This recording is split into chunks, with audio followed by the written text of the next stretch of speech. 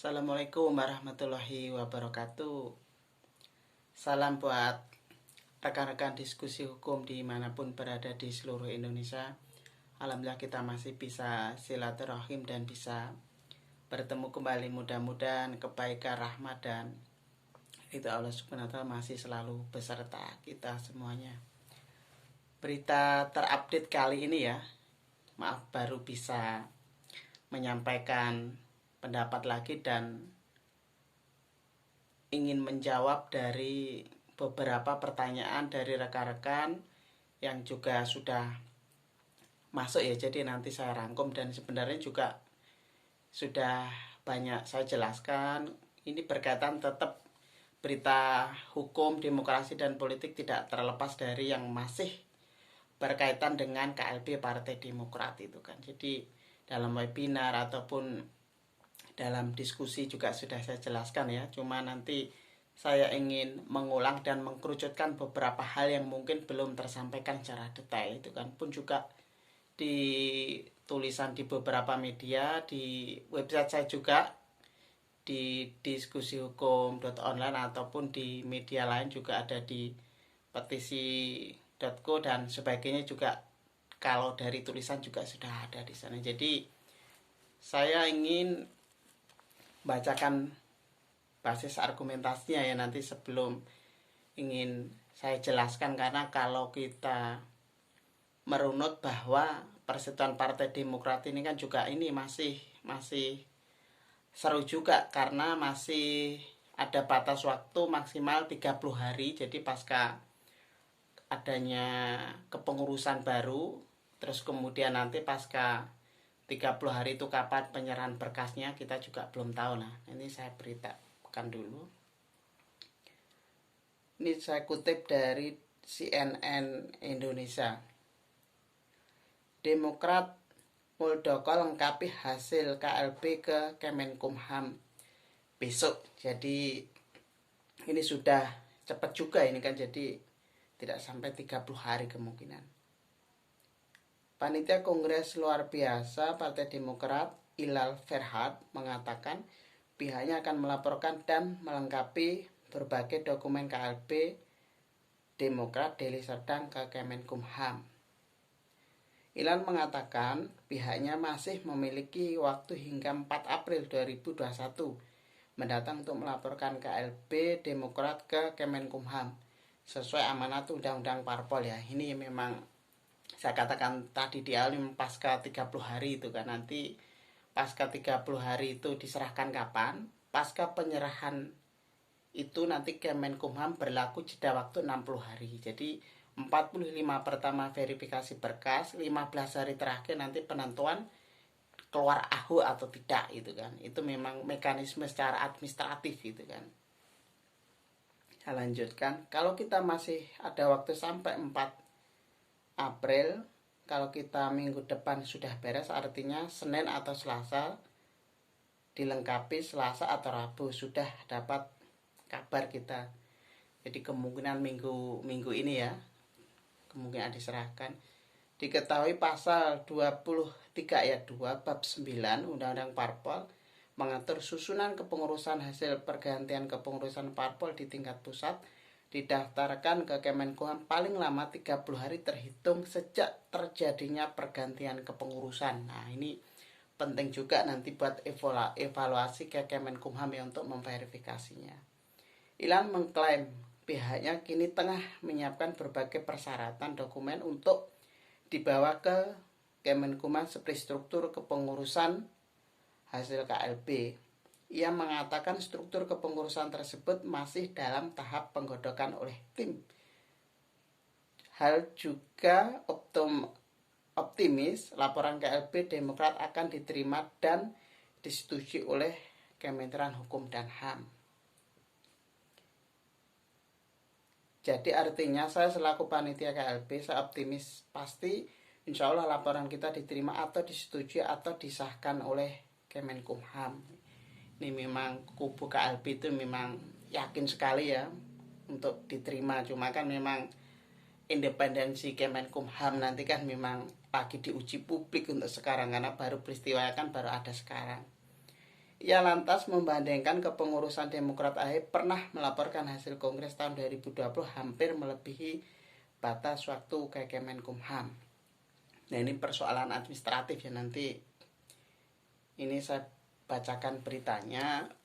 Terus kemudian berkaitan tetap wasit terakhir tetap Kemenkumham ya ini kan. Jadi saya mencoba ingin coba mengukur sebenarnya independensi Kemenkumham itu nanti seperti apa itu kan, karena memang ini menjadi keresahan khususnya bagi pegiat ketatanegaraan, demokrasi ataupun politik yang saya cermati sampai saat ini memang belum mengiyakan dan menolak keras ketika ada faktor eksternal. Nah, lagi-lagi ini yang membedakan berkaitan dengan konteks dualisme ataupun parpol yang sudah ada.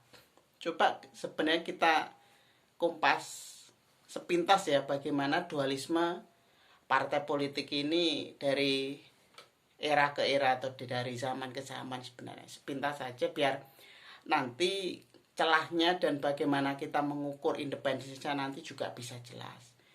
Yang pertama dari almarhum Presiden Soekarno ya.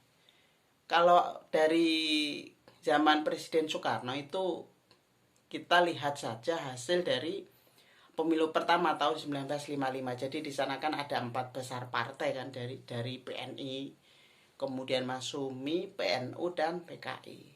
PNI coba kita lihat. PNI sudah berdiri kurang lebih sejak tahun 1927 jauh sebelum zaman kemerdekaan. Sampai akhirnya bubar pun apakah ada dualisme di sana?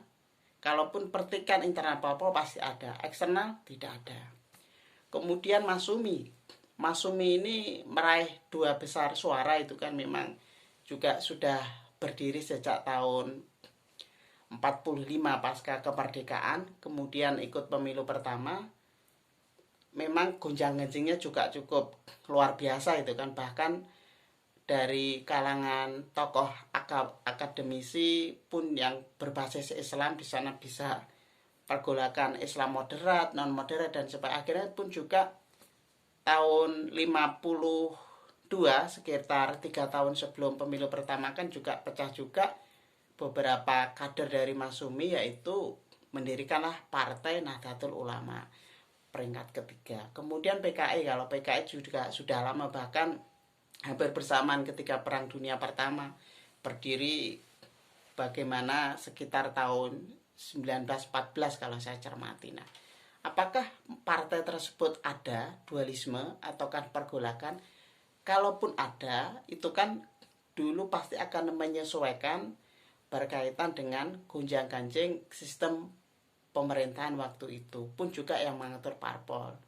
Nah, pun yang jadi catatan adalah tetap di dalam internal, tidak ada dari eksternal. Dan bahkan dulu saya masih ingat kita pergolakan di Partai Sosialis Indonesia yang tokohnya yang dikenal dengan Syahrir itu pun juga tidak lepas dari pergolakan, cuma pertarungannya adalah internal itu kan.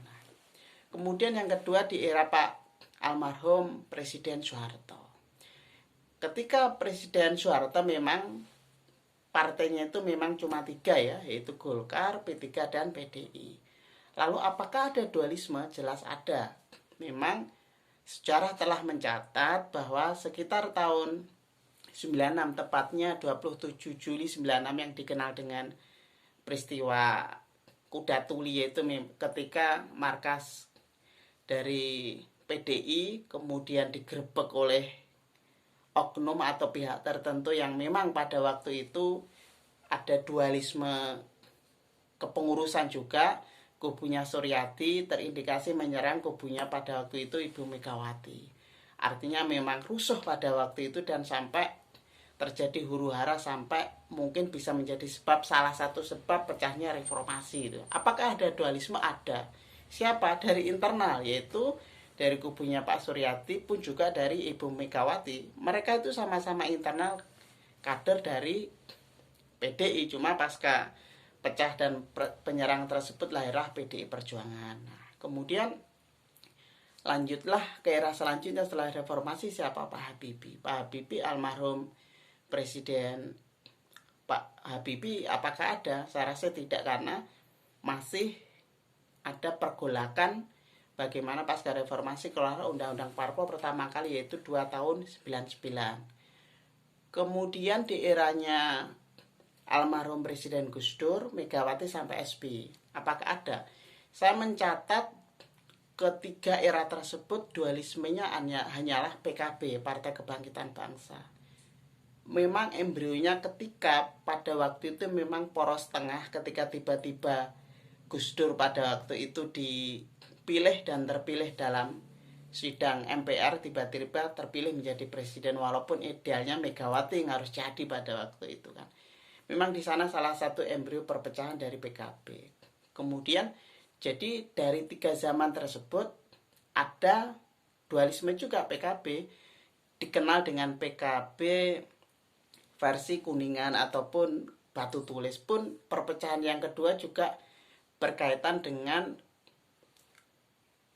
muktamar ya, muktamar hasil dari Semarang ataupun Surabaya, dan memang mewarnai ketika kepengurusan ini, ketika kan dulu salah satu yang bersetir adalah salah satu yang juga di menterinya diangkat di era Ibu Megawati dan sebagainya. Nah, artinya bahkan terakhir ketika di era Pak SBY tahun 2008 pun juga dari Cak Imin dengan almarhum Gus Dur pun juga pecah PKB. Jadi dari 3 era tersebut ada perpecahan dualisme. Cuma pertanyaan adalah dari mana? Tetap dari internal. Nah, itu yang menjadi catatan. Lalu di Presiden Jokowi, nah ini yang paling parah saya rasa. Kenapa? Dan dualisme tetap ada ketika pasca Pilpres 2014. Ketika Golkar, P3, kemudian Hanura juga berkarya. Nah, kemudian di oposisi pecah dalam arti pecah, ada pecahan partai dari Gelora, dari PKS, Partai Umat, PAN. Kemudian Demokrat memang masih solid dan sekarang terindikasi pecah dan dualisme. Nah, ini yang menjadi keresahan. Perpecahan atau dualismenya dari mana? Dari faktor eksternal. Siapa? Bukan internal Demokrat. Nah, inilah yang menjadi keresahan kita bersama, dan bahkan saya sering mengatakan ya intervensi demokrasi yang anarkis dan merusak sistem hukum dan tatanan demokrasi kita. Nah, kemudian bagaimanakah mengukur independensi Kemenkumham nanti setelah kita tahu bahwa pasca diserahkan berkas akan diverifikasi dan keluar AHU dan terdaftar di Dirjen AHU Kemenkumham. Tetap dalam beberapa kesempatan saya menyampaikan yang pertama adalah bagaimana menafsirkan pasal 3, 4, 5 Undang-Undang Parpol. Pun turunannya saya lihat itu ada Permenkumham nomor 34 tahun 2017 masih digunakan, yaitu berkaitan yang lebih teknis, berkaitan dengan bagaimana verifikasi parpol menjadi badan hukum, perubahan kepengurusan pun ada hampir sama. Kemudian yang terakhir berlakulah azas leg posterior derogat legi priori, artinya aturan hukum yang terbaru dia mengesampingkan yang lama ataupun menghapus yang lama. Artinya kepengurusan Partai Demokrat ADRT yang berstatus badan hukum di AHU sekarang dan masih berlaku yaitu per Mei tahun 2020. Itu celahnya. Analogi sederhana, misalkan kita masuk sebuah rumah, tentunya pintunya kan sudah jelas kan. Karena kan Kemenkumham pasti akan menafsirkan tadi yang sudah saya bilang norma hukumnya. Ketika pintu sudah jelas ini pintu masuknya harus lewat sini, Kemenkumham tidak boleh pintu lewat samping kanan atau kiri ataupun langsung masuk menganggap bahwa berkas versi KLB ini benar. Nah, ini yang menjadi keresahan kita bersama untuk mengukur independensi Kemenkumham ini.